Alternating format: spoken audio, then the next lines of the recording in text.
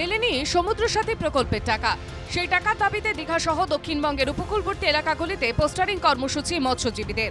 প্রতিবছর এপ্রিল থেকে জুন 61 দিন সমুদ্রে চলে ব্যান পিরিয়ড।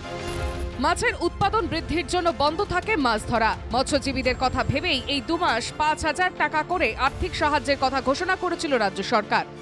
দক্ষিণবঙ্গ মৎস্যজীবী ফোরামের পক্ষ থেকে আমরা আজকে একটি পোস্টার উদ্বোধন করলাম, যে পোস্টার পূর্ব মেদিনীপুর, হাওড়া, দক্ষিণ 24 পরগনা এবং উত্তর 24 পরগনার উপকূলীয় গ্রাম শহর সহ সমস্ত প্রশাসনিক ভবনের সামনে লাগানো হবে। প্রকল্পের ঘোষণার পর একটি ব্যান পিরিয়ড পেরিয়ে গিয়েছে। এই বছরের ব্যান পিরিয়ডও শুরু হয়ে গিয়েছে মঙ্গলবার। অথচ ঘোষণা মতো প্রকল্পের কোনো অনুদান মেলেনি। মৎস্যজীবীদের অভিযোগ, বারবার প্রশাসনের দ্বারস্থ হয়েও কোনো লাভ হয়নি। আমরা নদীতে মাছ ধরি, কিন্তু আমাদের এই সমুদ্র সাথী প্রকল্পের ঘোষণা বাজেটের পরে আমরা বিডিও অফিসে জানানো হয়েছে। তারপরে আমরা দরখাস্তও দিয়েছি, আমরা অনলাইনেও করেছি।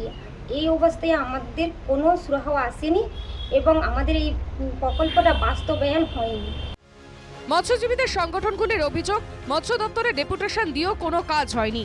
তাই এবছর ব্যান পিরিয়ডের শুরু থেকেই দক্ষিণবঙ্গ জুড়ে পোস্টারিং কর্মসূচির সিদ্ধান্ত মৎস্যজীবীদের। এই আন্দোলনের ফলে শেষ পর্যন্ত সমুদ্র সাথী প্রকল্প বাস্তবায়িত হয় কিনা সেটাই দেখার। কাঁথি থেকে শান্তনু বেরার রিপোর্ট, NKTV বাংলা।